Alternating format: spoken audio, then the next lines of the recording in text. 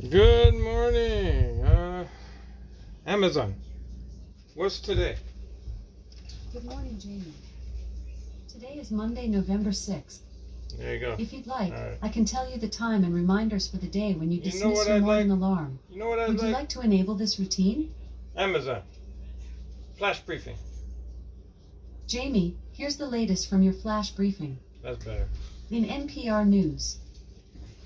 Live from NPR News in Washington, I'm Corva Coleman. Fighting continues between Israel and Hamas militants. Israel pounded Gaza overnight. Health authorities there now say 10,000 Palestinians have been killed.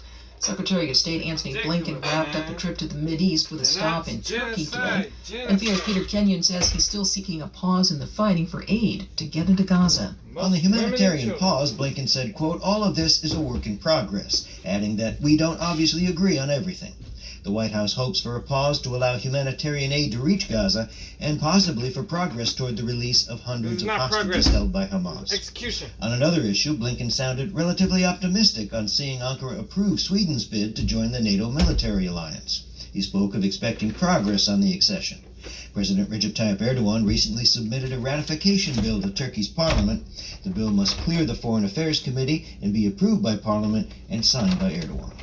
Peter Kenyon, NPR News, Istanbul. Russia says it has test-fired an intercontinental ballistic missile from a new nuclear submarine. It's not clear when this launch happened, but Russia says the ICBM successfully hit a target thousands of kilometers away on its territory.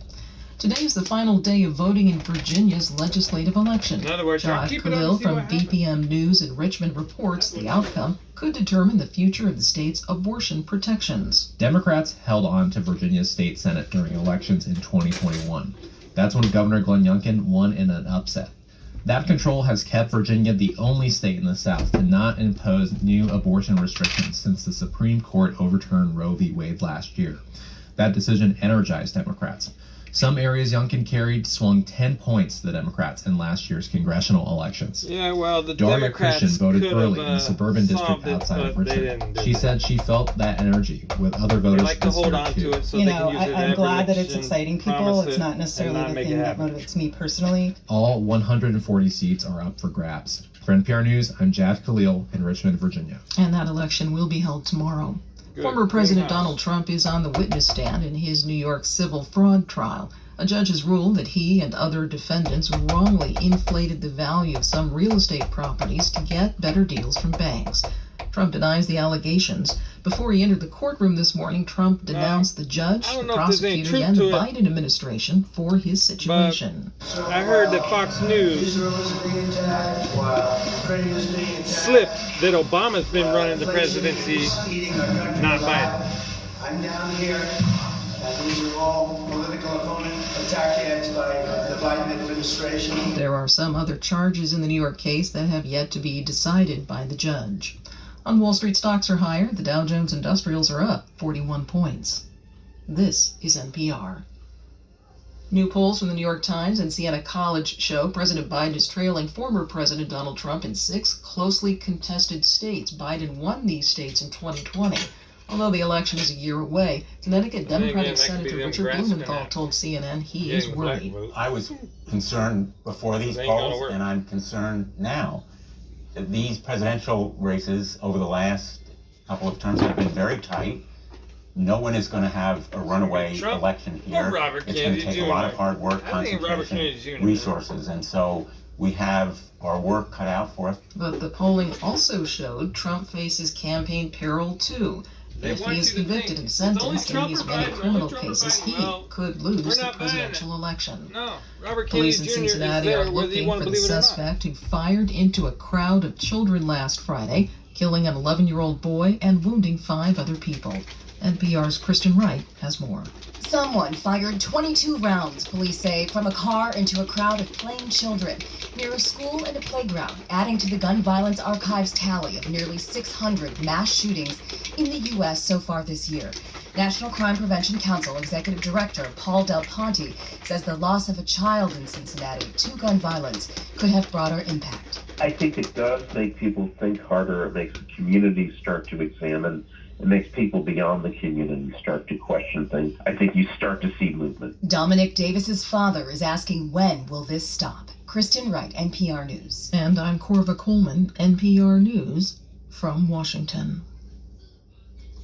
In NASA news, astronomers have discovered the most distant black hole yet seen in X-rays using NASA telescopes. The black hole is at an early stage of growth that had never been witnessed before, where its mass is similar to that of its host galaxy. This result may explain how some of the first supermassive black holes On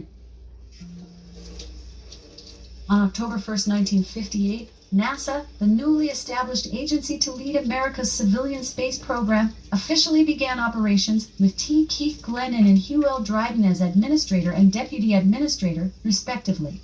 One of the new agency's top priorities involved the development of a spacecraft capable of sending a human into space and returning him. The NESC has released a technical bulletin for the avionics community.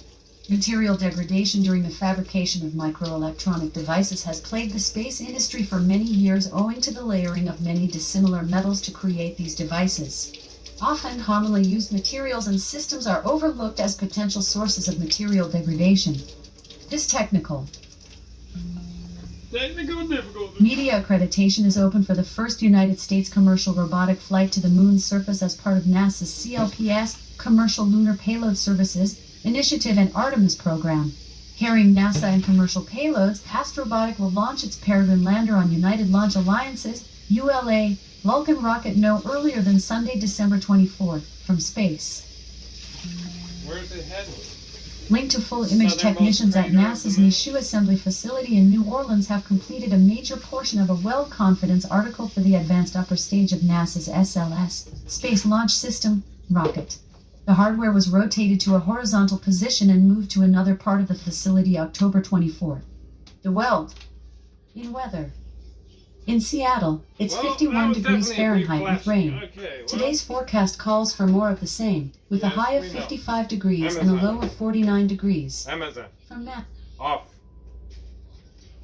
Amazon. Tell us a joke. why was everyone laughing at the farmer's outfit? Because he was wearing a Hardy Har vest. A Hardy Har